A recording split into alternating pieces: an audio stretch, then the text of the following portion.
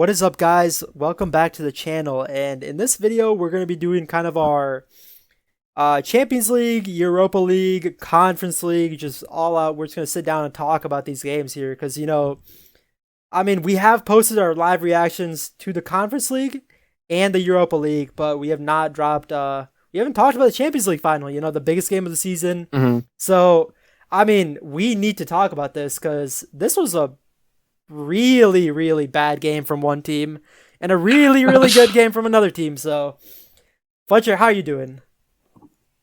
I'm doing pretty well. Yeah, we watched. We did videos on the Conference League and the Europa League ones, like you said. Yeah. So both of those I thought were very entertaining. Yeah, so I had yeah. a lot of high hopes for this UCL final, especially because I thought it was two teams that were evenly matched, and I thought it could go either way. But that turned out not to be the case at all. You just want to get right into this one here. Yeah, so this game in Munich was very hyped up, You have PSG, one of the most high-flying teams in Europe, attacking-wise. They've scored a lot of goals. Their defense has been pretty solid. They have Donnarumma in the back. Their back line has been pretty solid. Nuno Mendes has shut down some of the best players in Europe. So, yeah. And then on the other hand, you have Inter, who are they're an older team, but they're a more tactically sound team, They don't concede a lot, except for the Barcelona game and, of course, this game. But yeah, Inter don't really concede a lot. They're more a well-structured team. They kind of adapt to what the other team plays, and then they kind of react accordingly. And yeah, this game, I really thought this game would be kind of like a kind of a 1-2, 1-2 game. It was just back and forth. Just a tactical masterclass from both teams. But it did not turn out that way. So, Fletcher, what are your thoughts? Just initial thoughts about this game? Well, going into this game, I thought that Inter might have... PSG was the better team on paper, and they had been in better form than Inter, and they had a tougher road to get to the final. Although Inter played a really tough role as well with Bayern and Barca. But it kind of seemed like that Inter, I thought at least, that they'd have maybe a slight advantage because, one, they had a lot of experience on this team. Obviously, they made the final a couple years ago and played very well, almost came away with the win. And now going into this one, they had a lot of the key players on this team returning from that final. Yeah. And I thought, like you said, they were more tactically sound. And I thought in a game like the UCL final, which is, both teams usually play very conservatively. Nobody wants to go out and, make a mistake that loses the game. I thought, the UCL final usually ends 1-0. And I thought in a low scoring tactical game like that, maybe Inter would have the slight edge because they play a lot of games in that style. But PSG came out guns firing, all out in this first half, which was a bit of a risk, but it proved oh my god very fruitful. Yeah, overall this game, Inter got battered. This has got to be one of the worst UCL finals in my opinion to have watched. This is, by the way, this is the biggest win margin in UCL final history, and to be honest, from what I've seen all across the internet is that this has been probably the most dominant performance in a UCL final since Real Madrid won that 7-3 victory against Frankfurt in the 70s. So back then it was Di Stefano that was playing. So that's how long it's been since we've seen a performance this dominant from a UCL game or UCL final. So my thoughts about this game, is coming into this game, right? Inter, I don't know. Okay. To kind of start it off here, in my opinion, Inter Milan from 2 years ago, that Man City Inter Milan final, I would have thought that Inter Milan team from back then is not as good as this team now. This team now is, on paper, this team now is a lot better than that team from, what is that, 2023, right? Yeah.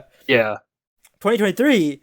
And it did not seem that at all. That Inter Milan team back in 2023 played a whole lot better than this team now.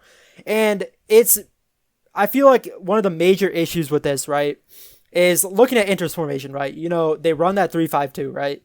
They have three CBs in the back. They have 5 in the midfield with DeMarco and Dumfries playing that wing back role. And then they have that striker partnership where Martinez and Thuram have to play. And Inter running this formation, they kind of rely on Martinez and Thuram have to link up, or else that nothing happens with that front two. So it kind of ended up being PSG. This game kind of ended up being with PSG's athleticism versus Inter's experience. And PSG, I thought, was way too athletic for Inter to handle. Mm-hmm. And one of the biggest things that I did think that was good from Inter in that Man City final that they played 2 years ago was that back three, right? In this game, what I've noticed from highlights and like tactical analyses here is this back three with Bastoni, Acerbi, and Pavard. They kind of just sit back. They kind of just wait and let PSG kind of do whatever they want. When their midfield is getting completely overrun. I mean, you have an old Mkhitaryan, like I don't know how old that guy is. He's been around forever. Çalhanoğlu, I don't know what that man is. He's probably one of their better midfielders too. He's also very old. And then Nicolo Barella, I mean, he's probably the strongest midfielder, of course. But Mkhitaryan, I thought, maybe touched the ball like twice. Like, he was that non-existent in this game. So, what Inter did in that Man City final was that you have your CBs kind of step up and block those passing lanes, which really made Man City kind of rethink their tactics, and they had kind of like restructured their game until that Rodri goal. In this game, Bastoni, Acerbi, Pavard, they just kind of sat back and let that midfield get overrun. So PSG could do whatever they wanted to them in this game. So, in my opinion, Jan Sommer, man, I mean, you have to feel for him. 5 goals let in, but I don't think it was overall all his fault. You know, that defense was partially one of the biggest issues with this game. Yeah, I mean, that very first goal that Hakimi scored, they just caught the defense completely napping. He was just completely wide open in the box. Nobody tracked his run. Yeah. I mean, that's just, you can't allow that in the UCL final. That's just terrible. That's something you see in the MLS, bro. Nah. Like, to see that from a team like Inter, who's supposed to be this phenomenal defensive team, was... and it kind of felt like, PSG at the very start of this game came out, playing a very high line. They were pressing a lot. They dominated possession very early on. And it kind of seemed like that if Inter would have been able to survive that early PSG onslaught, then maybe this game potentially could have turned out differently. If they had time to settle into the game, maybe PSG, runs out of energy a little bit. But PSG were able to score 2 pretty quick, pretty easy goals too. And I think that kind of demoralized the Inter Milan players, because that definitely, their game plan was definitely to sit back, like you said. They played very conservatively with their back line, and try to absorb the PSG pressure, and then maybe hit them on the counterattack, and try and win a very low scoring game.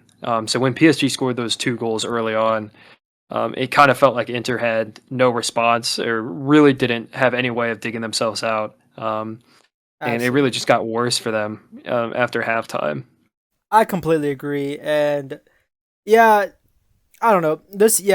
I completely agree with everything you said. And I do feel like PSG was miles just the better team in this game, Of course, I did talk about that really dominant performance that they dropped on Inter here.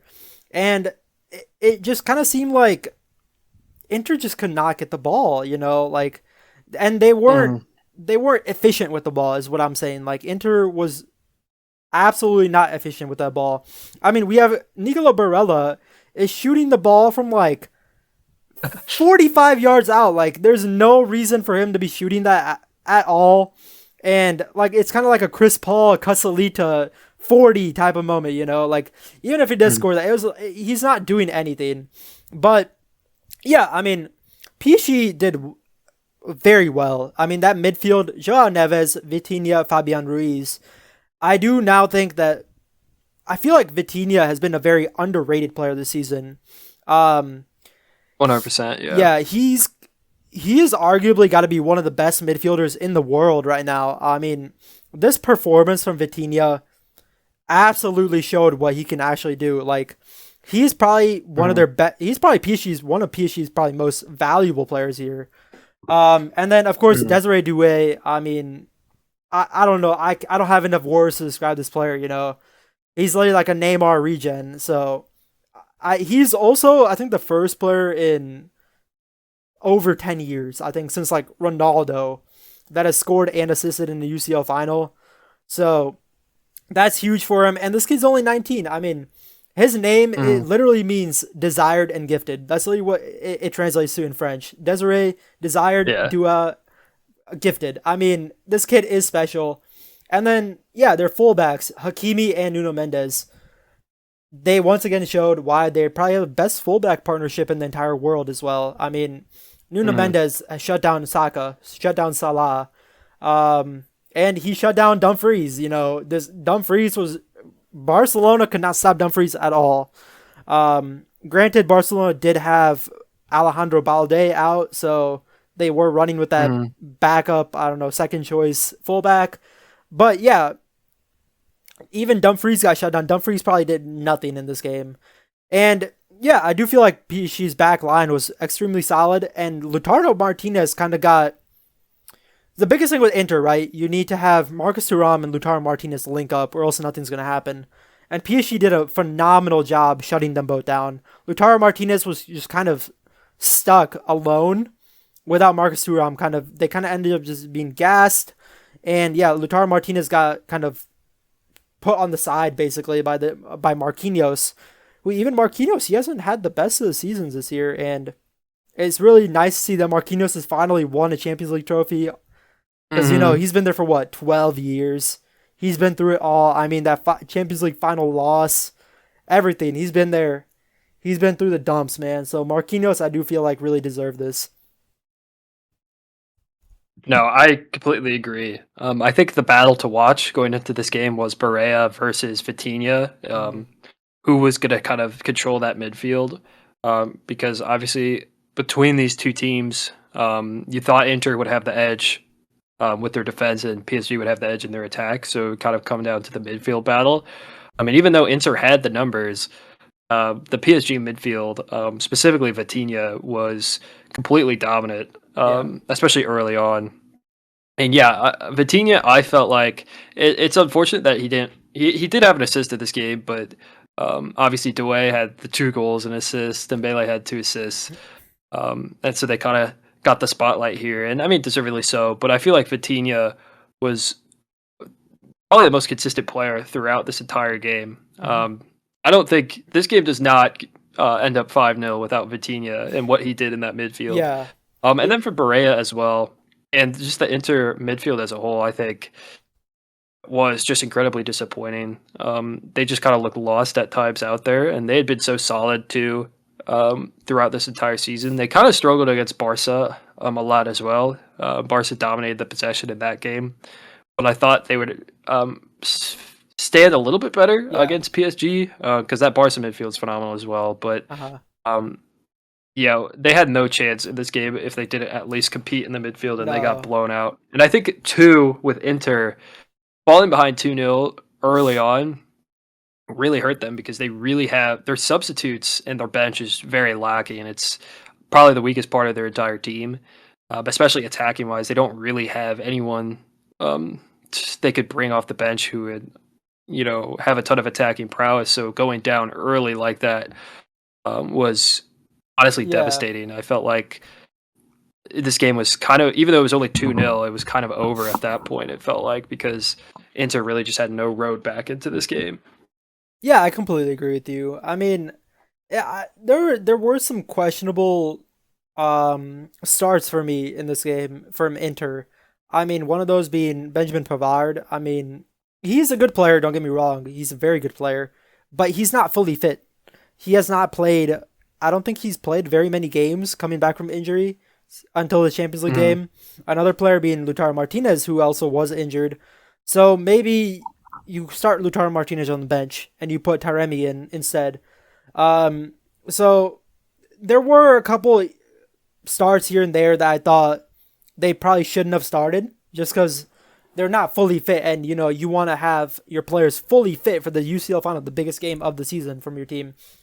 And another thing, I mean, it's no secret that Inter have been very lucky to get to the Champions League final. You know, Mhm. Even going back to that Bayern game when Inter played Bayern, you have that Mhm. big Harry Kane miss, that sitter, that Bayern, it would have sent Bayern through. And then you have the Barcelona versus Inter game, both of those games. Notably being that second leg of that game where there was that missed penalty, probably from Lamine Yamal, that wasn't called. Mhm. Um, and yeah, I mean, you could argue that Martinez goal, that Martinez penalty draw was not a penalty, but in my opinion, it was a penalty. But yeah, the biggest thing was like it was either Lamine Yamal or Ferran Torres that didn't get a penalty called when they went down in the box. So Barcelona could have easily came through. So Inter, they have been very lucky to get to this final, in my opinion. But they are Yeah. a solid team, so it just came down to Inter just not being prepared whatsoever for this game, in my opinion. Oh, and I mean, this is just a brutal end of the season. I can't think of another team, maybe like Liverpool back in 2022, but like Inter, they lost Coppa Italia to AC Milan, or they lost to AC Milan in the semifinal of that. They lose the league on the last day of the season to Napoli, and then here getting dog walked in the UCL final, going home trophyless after a very great season from Inter Milan is Yeah, very unfortunate from them. And now with their manager, it seems like he might be leaving. It's kind of unclear though what his future is, but yeah, um, I don't know. It's very unfortunate, especially to lose two UCL finals in 3 years. Is just absolutely brutal from Inter yeah. Milan. I feel like, Yeah. but I mean, Oh yeah, yeah. And then on the flip side for PSG, I mean, I don't think anyone really saw this coming from them this year. I don't think anyone really had them as serious contenders after Mbappe leaves. And for them to come out and with the additions they made, it's really insane how they were able to turn around, especially since they started off very poorly in the UCL. The way they were able to turn around that campaign and climb all the way back. They had the hardest road to the final. They played Liverpool, they played Aston Villa, then they played Arsenal. Three incredibly tough games. Um, they had no easy games here during this UCL stretch. So for them to come out and then absolutely dog walk Inter in the final is huge from them. Props to PSG. It was kind of a joke at this point how they hadn't won a UCL, but they finally got one. They deserved one from how well they've been playing the last really 10 years or so. So it's kind of surprising that this team was the one that was able to do it. They couldn't do it with Mbappe or with Neymar or with Messi yeah. or with Zlatan when he was there, but they could do it now with You know, Dembele as their talisman. Is pretty insane. it's really interesting that you did bring up that Mbappe, Messi, Neymar type of like the trio that they had at PSG. What even like Mm. that was like what 2 years ago. Um, and yeah, this is a completely different PSG side under Luis Enrique, and the biggest thing, in my opinion, that has come out of this is there are no stars in this kind of. You have Dembele, you have Kvara. They're kind of the stars, in this team, but there are no like Mm. superstars. And I've heard this in a lot of different places, where it's like teams have Messi, right? And you kind of have to adapt to Messi. Messi doesn't track back. Like even if you look at Inter Miami now, Messi does not track back. Messi just kind of sits there, he kind of walks around, and you pass the ball to him. Everything goes through Messi. The team works through Messi. You play with Ronaldo, right? Everything kind of goes through Ronaldo. So you're kind of coming out of this Messi Ronaldo era where you have these global superstars, and then you have players like Kylian Mbappe, and PSG was kind of expecting him to be like the superstar for this team. So Mbappe's not tracking back, Neymar's not tracking back, Messi's not tracking back on these teams, and that's been a pretty big issue with I think teams in this generation post Ronaldo Messi era, where you're kind of relying on that one player to kind of be your superstar. Like even like Real Madrid, you're relying on Vinny to be your superstar. Mohamed Salah for Liverpool, you're kind of being relying on him to be your superstar. Erling Haaland on Mhm. Man City being your superstar. When it's kind of just like you're kind of like post Messi Ronaldo era, you're kind of relying on somebody to be like your biggest guy, like your face of your franchise guy that has to do kind of everything. So I do think that this PSG team is really interesting because they don't have anybody that does that. They don't have that superstar. So I really do think that that benefits Luis Enrique, where he can kind of have his way with the players, make them do what he wants. And in this game, it really did showcase that. You have all three of the attackers are coming back, pressing the ball. Even on like when they were 3-0 up, I noticed Kvara comes back all the way to Denzel Dumfries, who's on the counter, running all the way into towards Donnarumma. Kvara runs all the way down the pitch to stop him, shut him down. You know, even with teams like that's been what the biggest issue with Real Madrid this year with Vinny. He does not track back. Mbappe does not track back at Real Madrid. You're kind of expecting them. Yeah, Mbappe had a 40-goal season, but what does that come out to be? Nothing. There's no trophies. Nothing big has come out from that. And it's mainly due to them two not tracking back. This PSG team, all of them are on the ball. Good defensive work rate off the ball. Dembele is coming back to press. Doué is coming back to press. And I really do think that has worked out for Luis Enrique. That's been their biggest strength this year. No, I completely agree. Talking about Dembele specifically, Luis Enrique said about him that he said that his favorite performance from this game was Dembele because he was tracking back and pressing the entire game. And then just talking about Dembele specifically, he's just had such a special season here that really I don't think anyone really saw coming, especially with everything that he's been through the past few years. Especially, his tenure with Barca was a complete disaster, and he's had injury problems these last few years. It kind of seemed like he was a guy that was supposed to be he was one of the brightest young talents at one point, especially when he was at Dortmund, and then he kind of never really materialized. But this season, man, he's probably going to win the Ballon d'Or. He deservedly so. And I mean, it's kind of nuts that the Ballon d'Or is probably come down to Dembele or Rafinha. Kind of crazy. To think about from the start of this year. I don't think anyone would have thought those guys would be the two favorites. All this and somehow Yamal's gonna win. I don't know how. Nah. But yeah, Dembele, I am happy for him. He got a lot of abuse, a lot of hate, especially from Barca fans when he was at that club, which he still actually speaks pretty highly. I know Barca fans are mad because he did celebrate when he scored against them, but he still speaks highly of the club. He seems like a decent guy, and I'm happy for him that he was able to get this because he deserves it. And with Dua, I think, in my opinion, he's the second best young player in the world behind Yamal. It's also crazy thinking back to before the season started, where PSG were trying to sell him to Bayern, and Bayern turned him down, which crazy to think about how different things would have been had that gone through. But with Dua, he played this is one of the best performances in a UCL final ever. I mean, for real. It's up there with like Messi and 2009 against Man United. Ronaldo 13-14. Right, Ronaldo in 2014. It's just such a special performance, and we'll see how he does in the future. But I think for me, PSG are set up very well going forward because this team is so strong in every single position. They have so much depth, and you're right. That's kind of what they missed during their kind of Galacticos era a couple of years ago. Yeah. Why this team ended up getting it done while that team couldn't. Yeah. And I just wanted to mention one last thing about PSG is their manager, Luis Enrique. I think at this point, he's won 2 trebles with 2 different teams. The only other manager to do that is Pep Guardiola. Yep. So I think at this point, Enrique is kind of, he's kind of up there, I think. It's time to put him up there. When we're talking about all-time managers, because what he's done, especially with this PSG team that nobody at the start of this year thought they would had a real shot at winning the UCL.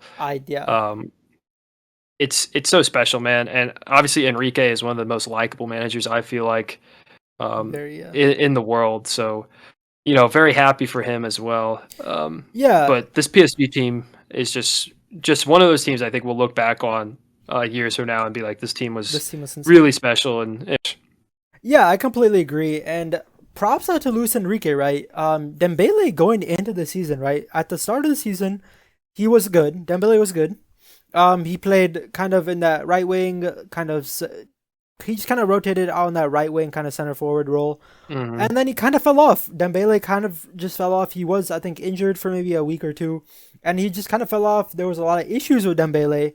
And Luis Enrique kind of then transferred him to the center forward role. And Dembele has flourished in that role. I mean, what, almost over 50 goals this season from Dembele. He has literally more goals probably than starts. So Hmm. Dembele's been so good under Luis Enrique. And all the younger players have been developing under Luis Enrique. That's also another big thing. I mean, we talk about Desiree Doué, who has been one of their best players of the season. He won Champions League Young Player of the Season. But another player that actually scored in this game, Seni Mayulu, he's also 19 years old. Like when I saw him score, I was like, who is this kid? And I'm like, and then I looked into it, and yeah, this kid is a PSG player. He's from France as well. Academy player, and he I'd say this is a name that you should probably write down for the future. He's actually a very Hmm. good player. And this he scored in his debut. Basically, this is like one of his first games, I think, with PSG, like with the first team, kind of. And yeah, he scored. Um, Absolutely insane from him. So he's a player to watch for the future.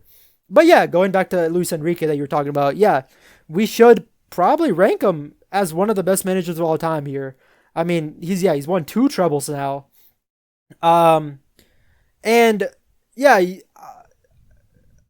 I mean that what was that 2014 2015 Barcelona final that he took them to win.